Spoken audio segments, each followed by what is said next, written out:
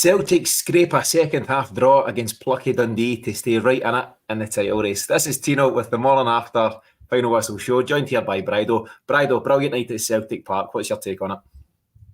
Yeah, just a real feel-good factor after that, mate. 7 different goal scorers, different areas of the park, penetrative, controlled,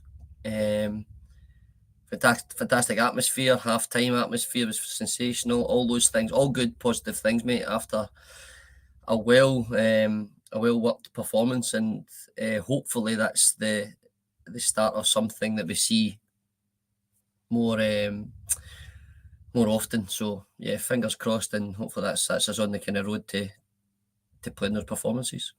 Yeah, we spoke in the weekly show. It was myself, Paddy, Myth and Asim, and we asked the question, you know, is this Celtic finally turning a corner? And it's a question we've all asked so many times, and you can't turn a corner with one performance, but now we've managed to follow up the very good second half against Motherwell with something really positive there against Dundee. And I know it's just Dundee, Brydo, albeit they're having a good season. I think they're sitting in 6th place, but it doesn't matter, you know, if it's Dundee or Livingston or whoever it is against. There was so much to be positive about last night, and there's many things that we and others have rightfully picked up in terms of some negative stuff about Celtic this season.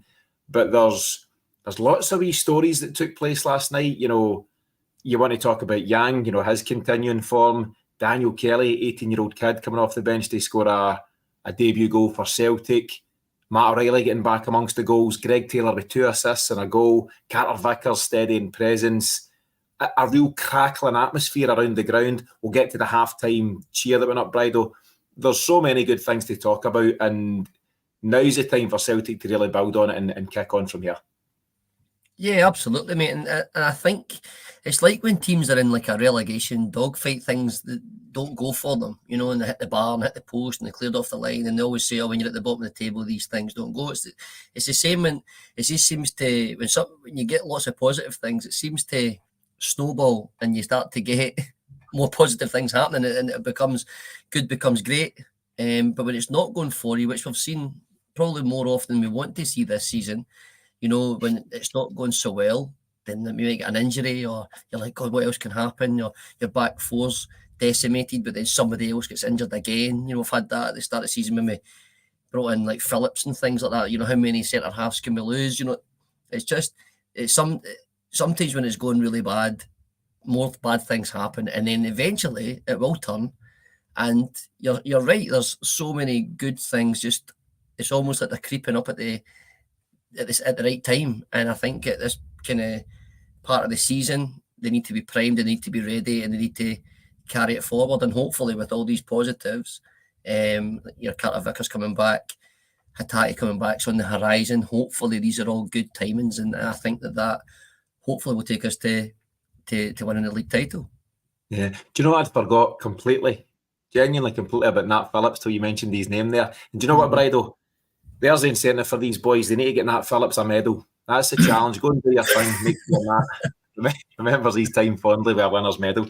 Let's take it to the start. What about the lineup, Brydo? I suppose it's one that was fairly predictable following the result against Motherwell, but you've got Adam Idah keeps his place up top. And really, really importantly, and let's just get to it straight away, Tomoki Iwata sitting in the number 6. I thought Yang was man of the match. He got man of the match. I thought Tomoki Iwata was a very close second. How important has he become very quickly? You know, all of a sudden, how important has he become to what Celtic are trying to do? Well, very important, because it's not just his position that he's doing well. He's allowing then Callum McGregor to then be more influential in the areas of the park that we seem to have a big problem with, and that was creativity. If you think that since he's came in, so he came in against Motherwell, obviously, and then he's obviously played last night. The way that we're playing and how we're playing is a direct result of the players that have came in. Carter-Vickers is included, but if you're looking just at Iwata, so the proof's in the pudding, isn't it? What we're seeing, our eyes aren't telling us any lies, and he's doing things. I put there a few words for him, like comfortable, confident, concentrating on breaking it up, and releasing the pass at the right time, at the right tempo. perhaps Callum McGregor was trying to do too many jobs. I don't know. Again, though, he's not got other players around him that Burnaby's and that, they're not there. So perhaps that helps him. But he's just disciplined in that role, and I think we've really, really needed that. It also allows the fullbacks to kind of overlap and do a lot more with more confidence, because they know that he's perhaps just going to sit there and cover wherever they go. So, yeah, I think he's right to get a lot of credit for that, for the performances so far. It's just a hope that he continues to keep it, if not even increase it even further. But it was superb, and he has been since he came back in. It's a valid point you make about Callum McGregor trying to do too many jobs, because I would say the number 6 where Iwata played last night, that in itself is a specialist job. And then the number 8 role or a number 10 role further up your midfield, they in themselves are very individual, specialised positions. You can't do them both. You can't be the old-fashioned... I'm not sure the old-fashioned box-to-box midfielder is still a thing, the guy that does the defensive stuff and the offensive stuff. And I think what Iwata's done very quickly is find a real balance. I was looking into it earlier on in terms of his kind of time at Celtic so far. So he only signed a year or so ago, January 23, but it's not really happened for him for different reasons. But he was on a mini run. He'd started 3 games in a row under Rodgers until he picked up the injury against Feyenoord. And he was very unlucky to do so. He went off after 18 minutes, I think it was. And now that he's fully fit again, Rodgers has trusted him to put him back in. Now, that's to the detriment of the likes of Paulo Bernardo, maybe to a lesser extent, Odin Thiago home. But now's not a time for sentiment, Brydo, and giving guys minutes for the sake of it. What you've got to look at is that all of a sudden Celtic have got better players back available. Carter-Vickers, Greg Taylor falls into that category. Tomoki Iwata, absolutely. Yang on current performance. And it's going to sound harsh here, but what you don't have is the madness of Burnaby and the inconsistency so far in its early days of Nicholas Kuhn and various other things.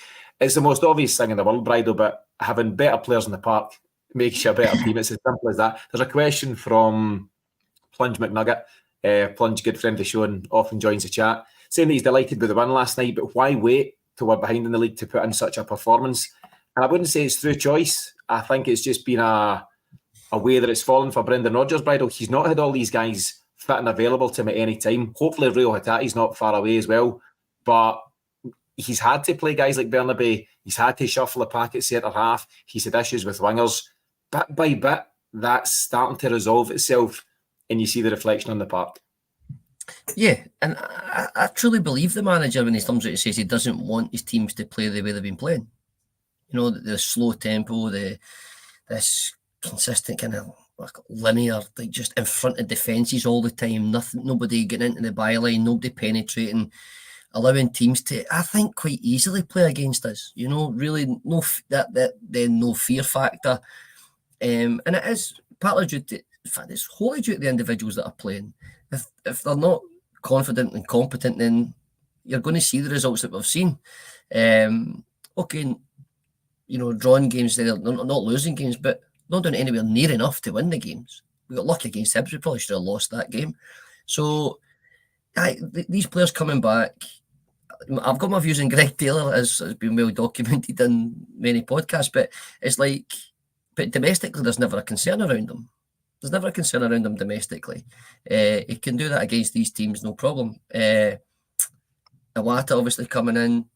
Bernardo's a good football player, and I hope that we sign him. I really do. I think he's got a lot of attributes to offer, but he's a young player, and young players will have inconsistencies, and we've seen that across the board. But like you said, it's just a chance for somebody else to come in and take the jersey. It's not happened throughout the season for Rodgers in that regard. He's put new players in, and the players haven't responded, so he's had to keep changing it. The back four is the most important for me anyway, and keeping that the same. And I think that back four that started will be the back four that he continues with. Somebody made a point to me at the game last night and about the whole scales. I think we've had the whole scales experiment type chat as well. Okay, he's certainly got limitations, but see, for the rest of this season, can we just try and keep it that four, and we'll get the benefits from that consistency?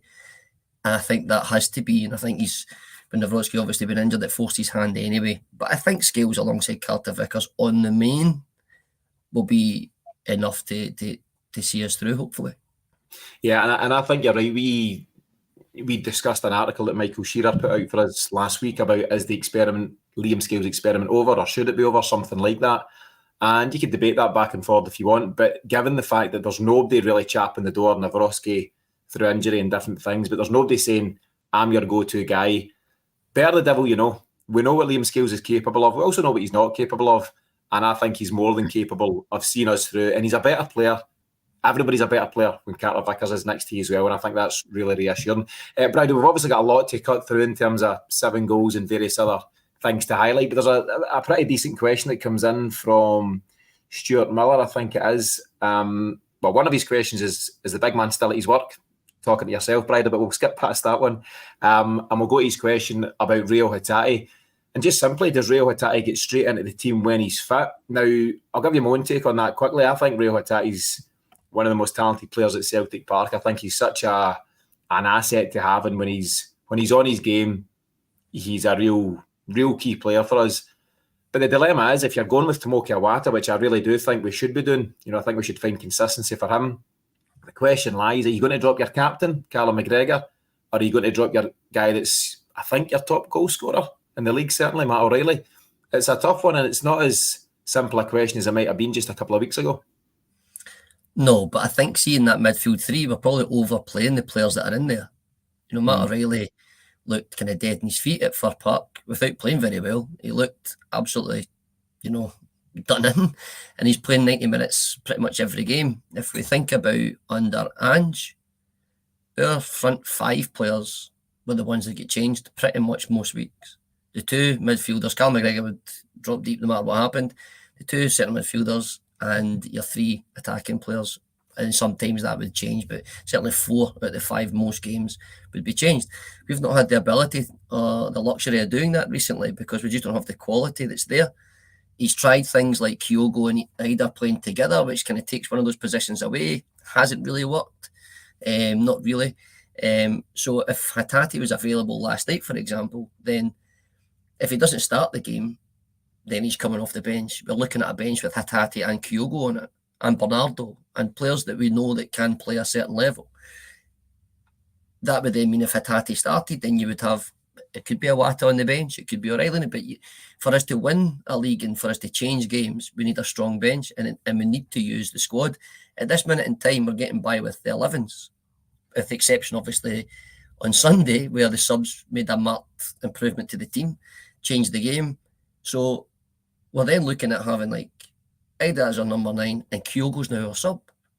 Hatate coming back, one of those top players that you've just said would perhaps be the sub or him. So it needs to be used like that, I think, for us to keep getting the results. You can't keep playing the players for 90 minutes, game after game after game, with the exception for me, the back 4. Yeah, and it's so important that when a manager needs to change things, which will happen often, that when he looks down at his subs bench, he's got some genuine quality to call upon. So you've got guys like Tony Ralston and Stephen Welsh and young Rocco Vata and other guys that will take places in the bench just now. And with every respect to them, they're not the real game changers that you might need at any given time. But you could find yourself in a situation a few weeks ago, as you say, Brydo, that you've got Kyogo, Hatate, Louis Palma, guys that can change games, all of a sudden being options for you. And Brendan Rodgers highlighted the fact that, and obviously everyone can see this now, games are effectively 100 minutes long now, given the injury time that's often played in both halves.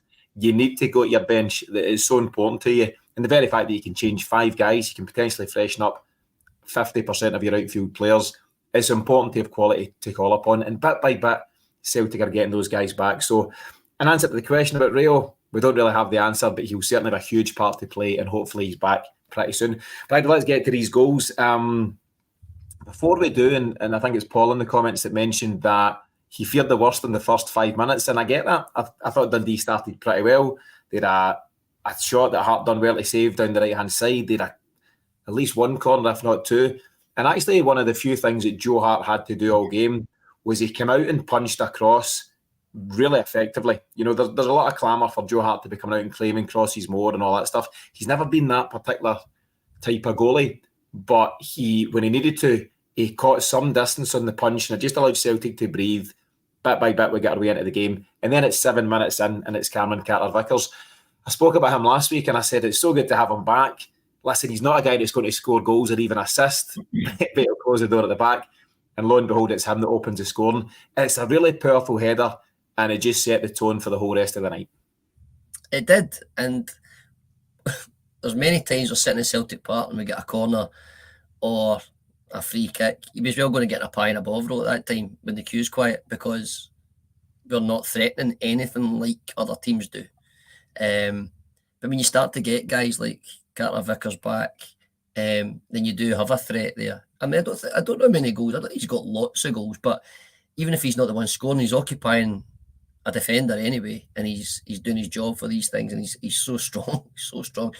He might make space for somebody else. So, but a great header, and it was. I'll touch on most of these goals because it was the free kick was won by our winger going on the outside of a fullback. The fullback brings him down, gets a yellow card, and they get free kicks in the final third of the park. Where if we get more of them, and we put delivery like that in, we'll get more goals from set pieces. We just don't seem to get that many because we don't really commit defenders. So that's where it came from. Really good delivery and a fantastic header. Yeah, Brydo, I've referenced you several times in recent weeks because you've been crying out for more from the wide areas from Celtic. And a big thing that you've banged the drum on about is people on the left crossing balls with their left foot, people on the right doing the same with their right foot. And whether it's the wingers or the overlapping fullbacks, getting deliveries and obviously dangerous deliveries from those areas will pay dividends. And we've seen that quite dramatically over the last game and a half there of football. The second goal, it's another really good move. I think it's Yang who feeds Alistair Johnson, who whips in a brilliant ball. And we've got to credit Alistair Johnson. I think he's had an up and down season, almost since he picked up that injury against Hibs and managed to make his recovery from that. He's been a different player the last couple of games. But in fact, since he ditched the mask, he took the mask off at Fir Park, didn't he? And he's just come to life, and it was a brilliant assist. You have to say there was a fair bit of work for Adam Idah to do. He's shown a bit of inventiveness to catch it with the back of his head. But it's another powerful header, and it's the second big header from him in the space of a few days. No, it was a quality goal. A quality goal. It's a goal that we used to see quite a lot under O'Neill's time, even under Strachan's time. You'd have the likes of Jan Vennegoor, Hesselinka, Chris Sutton, obviously before that. I think as Celtic fans, there's periods of different players. Moussa Dembele would be another one. Clever, strong play, but then clever play as well. Edouard, not so much, and since then it's always been kind of on the ground with Kyogo and stuff.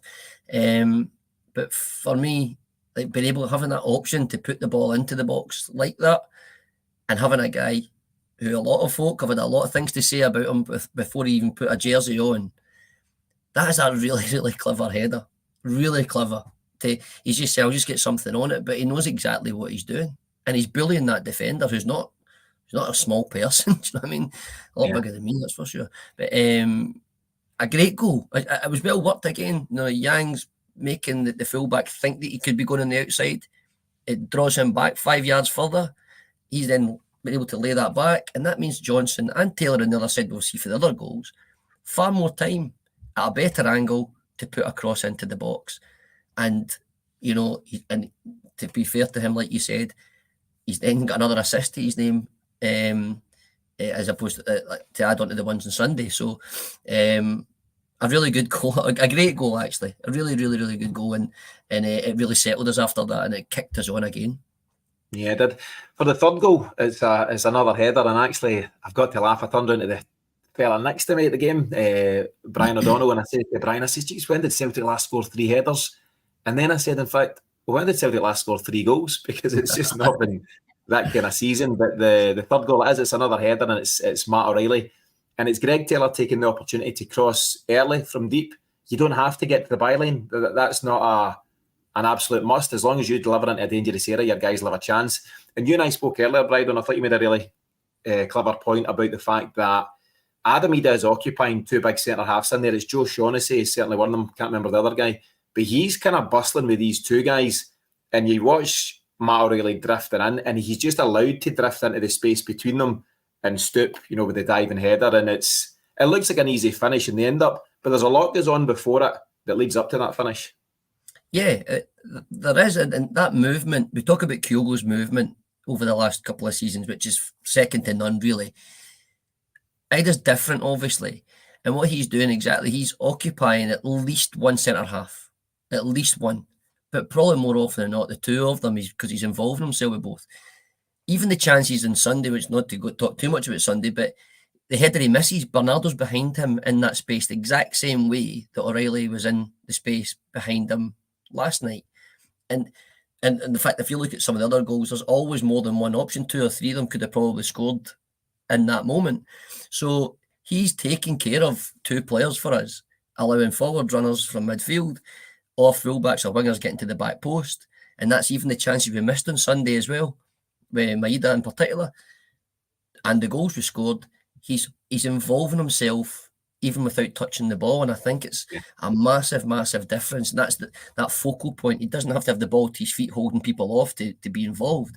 He's became so important to how we're playing, and he's now a real threat. And he's helping his teammates get on the score sheet as well by creating space for them. And a lovely ball by Greg Taylor, and it's almost exactly the same goal, but the other side to when Johnson's crossed it in for Idah. It's Taylor that's put the ball in early for O'Reilly, and he takes his goal really well.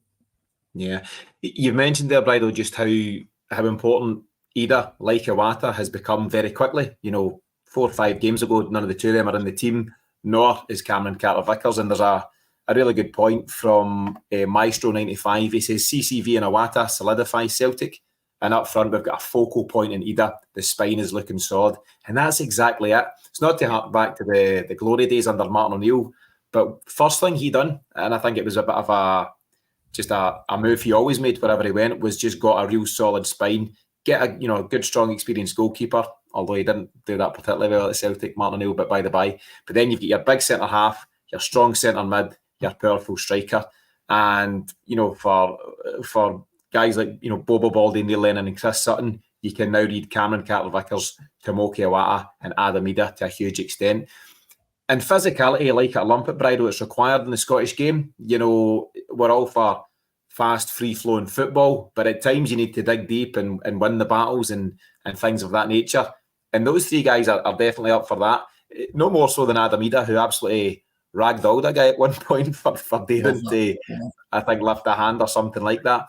I was concerned at the time, I think I mentioned to you, I was concerned that we might have seen a red. Some refs would potentially have gone for that, but the refs, I think, made the right call, common sense, and given him a yellow. But I like it for 2 reasons. I like the fact that he's shown other defenders in this country, in this league, he's not going to be messed about with. He's a big, powerful lad, and people can see that.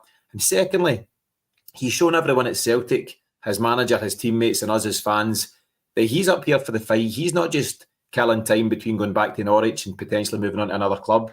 Right here, right now, he's committed to what Celtic are doing, and I thought it was just a really good side of his game. It's not a violent side of a game. That's not what I'm advocating for, but it's an aggressive side of the game, which sometimes you need, and I'm all for that. The 4th goal is Daizen Maeda, and I get called out a wee bit on whenever last week after the Motherwell game for questioning Daizen Maeda's technical ability. And I was fairly harsh, and to an extent I regret that, but I kind of stand by it at the time. There was 2 huge chances against Motherwell at 1 each. The one where he's opted for the diving header rather than just nodding it in, and the other one where he blazed it over the bar. I thought that was a decent chance as well. They're chances that could have come back to haunt us, and thankfully they never. But, I was critical of Maeda at the time because he's as honest as the day is long. He gives you all that work rate, but sometimes the technical stuff is lacking. He then latches onto a Matt O'Reilly through ball last night, rolls it with the sole of his foot, sends Joe Shaughnessy out the stadium more or less, and curls it, cultured left foot in at the corner. I'm pretty sure he looked up and winked at me when he done it, Brydo. I'll need to double check the tapes, but you've got to give credit where it's due. He's got it in the locker. The frustration with Maeda is that he just doesn't do things of that nature often enough. He finds himself in key areas, but it can often break down. But that's a classy finish last night. It was top drawer. It was. I was probably no more or less surprised than you were, to be honest with you. I had to ask who was that scored it. I mean, they said it was him. I had to ask again because I just didn't see that happening. Because the criticism isn't because we want to criticise. It's because what we see and what we expect to see is that there's always a conundrum with him. Is that you're talking about physicality. Well, he gives us real physicality in a kind of winger position, which isn't notoriously what you see. His physicality and his challenging, his running, his power, his energy, his fitness, that kind of physicality. We don't get that from Palmer or certainly not Cocoon or anybody else like that. So adding in that quality last night for him, and I think he might even have celebrated that goal. I think he maybe done that or something, and then that was him. But again, good movement again, and it allowed him to isolate the defender due to the movement of the players around him. Yang and Johnson involved as well. So to take that and tuck that in the corner, brilliant. And again, it's just like we said, when good things are happening, more good can sometimes come from that, and that's what we're finding. He could have hit another 10 shots a few weeks ago and still never scored that. So tucked it away brilliantly, and I think he is still really important for us, because I don't think anybody else can play that position. Yeah. What's Japanese for get up you, Tino? Because that's what he was giving it. I think that's I'll not attempt that. I'll follow Brendan Rodgers and not say anything ever again. Yeah, swerve that question. Next goal is from Greg Taylor. So over the piece, Greg Taylor in the last couple of games now, it's 3 assists and a goal, which is pretty decent, numbers for a left back. And he's kept his run going. I think it's, again, an early deep cross from Alistair Johnson. Takes the deflection, and Taylor's there on hand to tuck it away. And it's a nice, tidy finish, and real credit to him. We'll move on to the last goal and a half. Too many goals, Brydo. I've lost track of the last goal. Remind me. Yang, low cross, McGregor and Taylor playing 5-a-side in the box. Exactly that. And it's Yang. I wrote something earlier on. I put an article out on the website about 7 things we learned from last night. And one thing is that Yang is absolutely flying. And he looked like a different player to the one that left for the Asian Cup. And he didn't get many minutes out there, but he seems to come back just a more confident character. And as you say, Brydo, he, amongst others, he's not just like a scalp of a winger, 10 stone kind of guy, just, light on his feet. He's a powerful boy, a powerful runner. He also does a power of work off the ball. We've obviously spoken about Owen Beck as a potential left back for Celtic, on loan from Liverpool at Dundee at this moment in time. And Yang absolutely tore shreds off him. And I'm not being too harsh on the boy. He's a young player, just, starting to make his way in the game. But as is Yang. Yang's 21. And he just tore strips off him. And that was yet another example. He tied them in knots. He's drilled it low and hard across the box. And McGregor and Taylor play pass the parcel before McGregor tucks it away. And it's a boost for Callum McGregor, because he's been criticised by us and by others, but he was back ticking along nicely, and he's obviously in this more advanced position at this moment in time. And a goal is great for anybody's confidence, but a big boost for the captain. Yeah, and you're right about Yang. He makes that. Again, it's a low cross from the right hand side on his strong foot, puts it into the dangerous area. But Owen Beck actually popped into the pharmacy. He was still looking for Yang this morning, so I had to tell him I've not seen him. He's at the training ground.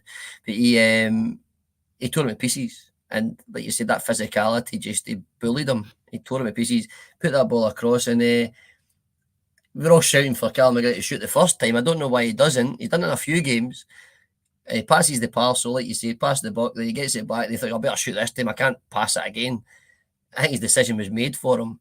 And he hits it low and hard, and if he's not scoring from there, then he's off form. So, yeah, you're right. I think the goals help everybody. But Callum McGregor's that type of guy. I think it's not the goals. I think it's the performance he looks for.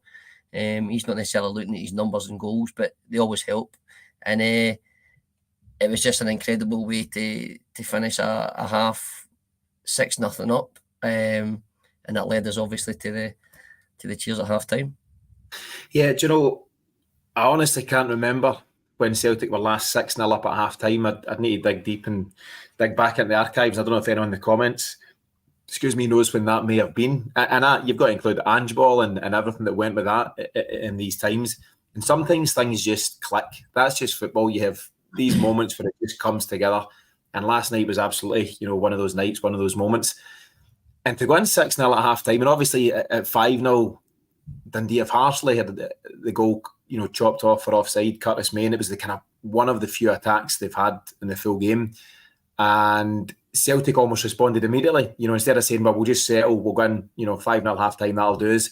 They've lifted the level again. It's almost kind of woken them up out of a wee bit of complacency, and they've gone and get that 6th goal. But Brydo, what do you make of the roar that you mentioned? It was quite something, wasn't it? And I think it was a combination of all sorts of things. Frustration at some of the stuff that's gone so far for the season, a bit of defiance, a bit of resilience from the fans about the noise from the other side of the city and the title challenge, and just a real coming together as if they say, listen, this is our title, we're not giving this up, and we're right behind you. What a boost it must have given the players going down that tunnel. Oh, it had to have done. I've not really listened to Brendan Rodgers' comments or anything about it. I think I caught a wee clip where he says that they deserved it, and they 100% did. They coming together, the fans, the players, and the manager. It's so vital, and it couldn't be any more vital than it is right now. It can't be. Whether we like a guy or don't like a guy, it needs to be. But everybody needs to play their part. They can't expect the fans to be cheering when it's absolute garbage that we've been watching, which has been the case. But then the fans, it's our job that when we do see that, it didn't have to be 6-0 or whatever, but that was obviously emphatic. But when we see the effort and the tempo and the work rate and and the quality, then it's our job to respond to that the way we did. And it makes me proud. I think it just reminds us all why we go. It was freezing cold. The rain was coming down for the heavens. Wednesday night, but so important. It's so important, and the way the fans responded, we should all feel proud of ourselves, and the players should feel proud of themselves for how they done it. There's times when I've been watching Celtic that you remember, they're not necessarily overly, overly important, but you just remember them, and we tend to all share them because we feel the same at the same time. Like I remember 3-0 at Kilmarnock, that type of thing, and coming back, and then we got a point, we dropped 2 points, but it felt like something. It felt like something important. It felt far, far different to winning the game in the last minute with a penalty at Easter Road 2 weeks ago. We win the game, but it didn't feel good. We're 6-0 up at home to Dundee. We should expect to beat Dundee at home, okay? But that coming together of everything clicking together and that feel-good factor, it helped. Obviously, Rangers were getting beat 1-0 at the time, but that had nothing to do with that, I don't think. I think it was about us responding to perhaps criticism of us as fans. We've had that too, by the manager or by some of not the players as such, but the media. They're jumping on it. They enjoy the fact that we're the ones that are most critical. Brendan was said about the outside noise, and they're saying, what's inside noise? It's the fans that are doing it. So I think we played our part by doing that, and it was a great feeling. It was like hairs in the back of the neck stuff. Even thinking about it today, that's exactly how we felt. And yeah, I think it could prove to be a real moment when we look back, hopefully, at the end of the season. Yeah, and it lets the players know just how much the fans are fully behind them here in this drive for the title. You might have seen the banner, Brydo, after the game the boys Celtic lads put up, and it was write our own story, which is obviously in reference to Brendan Rodgers' comments just at the weekend there. We'll write our own story. And it's followed by a banner saying, fight it out until the end. Again, a show of defiance, show of resilience, and words of that nature. Brendan Rodgers said something a couple of weeks ago that, you can't expect, or you can't get complacent about fans just turning up and always, being fully behind you, because you've got to give them something to get excited about. And he, in one of his interviews, put that challenge back to his players. It's up to you to stir the responses in the stands, and then it's a two-way street, isn't it? And that's exactly what we've seen. The players done their job on the night, the fans done their job, and I thought there was just a real kind of crackling in the atmosphere all night last night. I thought it was just a real buzz. And I know it's Dundee, and I know there's bigger fish to fry moving on, but it was as enjoyable a night at Celtic Park in a long time, across various managers. It was a real brilliant night and a real buzz. Big buzz for us, Brydo. What a buzz for Daniel Kelly. So he gets an nod at half-time. He replaces the captain and he slots into Celtic's midfield. No easy task, big shoes to fill and all that stuff. And I thought, stepping into a team full of international players, full house at Celtic Park, I thought he looked very assured and certainly not out of place. And to go and do that, to go and play your 45 minutes and play your part in the win would have been just fine. But he's gone one better. He's got the debut goal. So he got minutes against Bucky Thistle, but this was his league debut for Celtic. 18 years of age. I think he turned 18 in October. And it's a hell of a finish. So Yang's doing his thing again on the right-hand side. It's he who cuts it across at an angle, low and hard, and he steps onto it. I believe he's more naturally left-footed So all the more impressive to smash that in, curling with his right foot. What a night for the young man. And I think, see, even when we play these young players, we always give them more leeway because we're desperate for them to live the dream that we probably all had at one point in time. And we want them to do, well, we want all our players to do well. But, you know, when you play a young boy from Scotland and he's a Celtic supporter and whatever, and they get that chance, every one of us is willing them with everything we've got to do well. If that player can then respond, and but that goal is absolutely top draw. But he also had other moments in the game where he should have had 2 or 3 fouls, actually, where he's committed players. He looked confident, competent, getting past midfielders, playing nice passes. He didn't look like he was worried. You know, he wanted the ball as much as he could, and he wanted to influence the game where he could. Unfortunately, when he comes on, obviously, the game dies down a bit after 5 or 6, 7 goals. So, but he's left his mark on a memorable performance, and he's probably somebody that you're looking at. If we can get game time this season, then fantastic. If there's more games like that, but he's then somebody you're thinking for pre-season next year. You know, is he going to be in the mix? Is he that quality? I believe from what you're reading here, there's real potential that he could be. So, yeah, let's see and watch his story unfurl, and hopefully it's one that's a positive one. Yeah, you seen him get interviewed potentially with who is it? Your man from Celtic, anyway, interviewing him and Callum McGregor after the game, and he quite quiet and certainly at this stage, you know, unassuming young man, but you could tell he was beaming. He was kind of desperate to kind of smile and let it all out, and he was talking about the fact that he had family in the stands, he had some extra friends that had come along, and as you say, Brydo, he's living everybody's dream. It's the dream of every young man just now, all the younger kids that are around and following Celtic and try to do their thing, and it's certainly been the dream of most of us at some point. And it's just another huge positive, Brydo. You know, picked up the various things here, you know, the various kind of narratives that, you know, kind of cut through last night's game, but the emergence of one of your own, you know, to coin that phrase, an 18-year-old kid who's been at Barrowfield in Lennoxtown, since he was 8, I think, and now doing his thing on the big stage, and that's always something to get excited about. I suppose the frustration, can I call it that, is that we don't add to the tally. I will bite your hand off all day long for 7-1, right? Nothing to complain about here. But, you know, you're thinking goal difference could play a part this season. You never know how it's going to play out. And the prospect of getting 8, 9, 10, you know, pretty exciting and stuff like that. But you'll settle for the 7, and obviously Dundee get their late consolation. I think it was just a bit of slackness. I think guys switched off, and hard not to do so when you're 7 goals to the good at that time. But I think over the piece here, you know, in the kind of 35, 40 minutes we've been recording, we've pretty much covered every player. We're not going into too much of the subs, not a huge impact out with Daniel Kelly, but every player in the 11's played a huge part. That, you know, they've all had a really good game from Joe Hart right through to Adam Idah. Yang obviously picks up man of the match, as I mentioned. Awata wasn't far behind for me. Matt O'Reilly's caught the bar in the first half with as sweet a volley as you'll see. The ooze were ringing out. And then you had Louis Palmer. He's clipped the bar with one in the second half. There might be some stuff I've missed, Brydo, because there's lots going on, and I'm delighted with it. But as we start to head towards the end of the piece, is there anything else that you want to pick up on, anything to cover that we've not managed to catch? Well, we've kind of touched on it, but I think the importance of Carter-Vickers. I mean, I think I told you earlier on the phone, actually, that he's played 90 minutes of football, basically, and he's won 9-0. He's not conceded any goals, and he's played his part in, I think, 9 goals or whatever it was when he's left. So it's the influence. I made a point about a player like that coming back, and I got shot down by some of my mates, or some Rangers fans. Well, one player. We've been without loads of players, blah blah blah. And I'm like, but the way we play and the importance of guys like that, it's huge, absolutely huge. So for me, that's that emphasis on him coming back, and that's him getting more and more fit. That we'll need him for 90 minutes every game.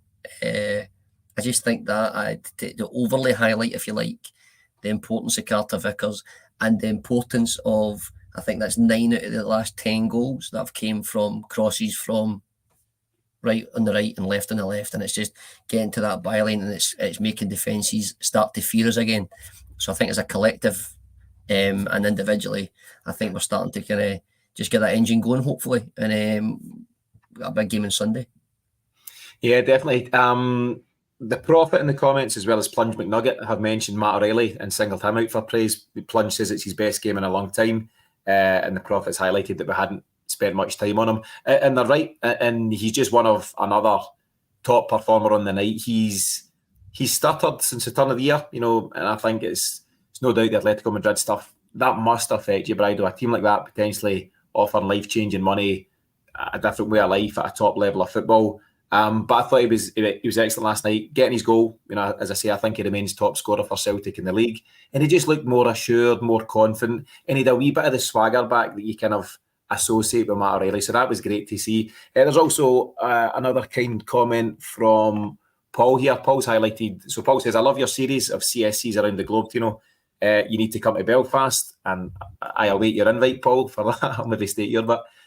Great and very interesting seeing the American support. What Paul's referencing there is a mini-series we're running just now called CSC Stories, and we've spoken to various CSCs across the globe. I'm speaking to some guys tonight from Cork, speaking to some guys from the States again next week. I've spoken to Chicago, Detroit, Swindon, and there's so many more to come.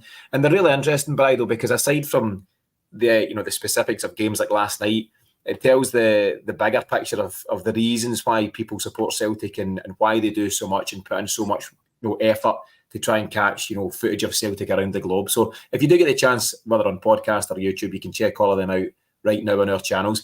But you mentioned Hearts, and of course that's the next big challenge.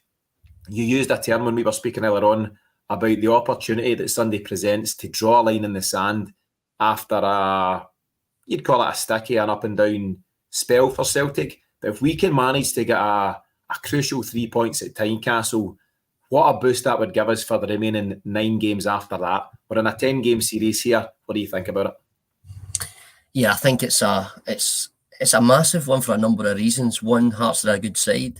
The atmosphere's always, as we know, at Tynecastle, quite mental at times. But it's also one that Rangers will be looking at that game and thinking that we can drop points. The fixtures haven't been overly kind to us the last wee while. For some tough games. We've let ourselves down with dropping points at home.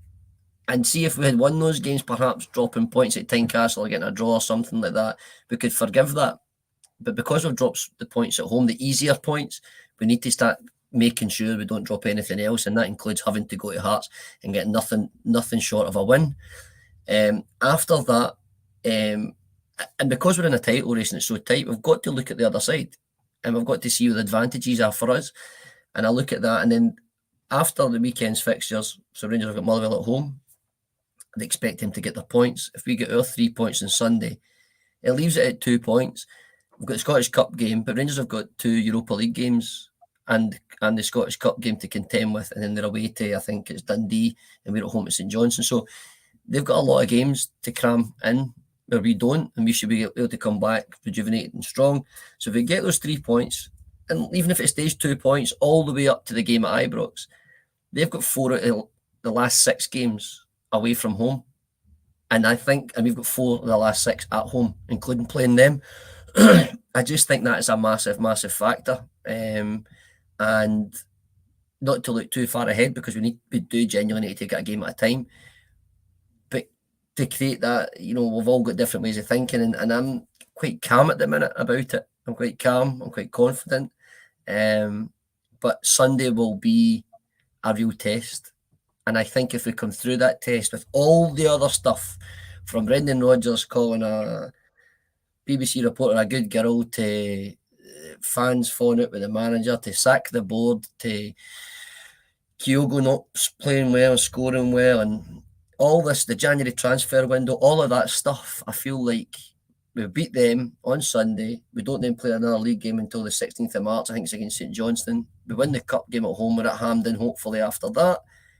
All of a sudden, we're okay. Like, it's not a disaster. Meanwhile, our competitors have to go away Easter Road in the cup. They could easily get put out of that. Could easily get put out of the Europa League by Benfica.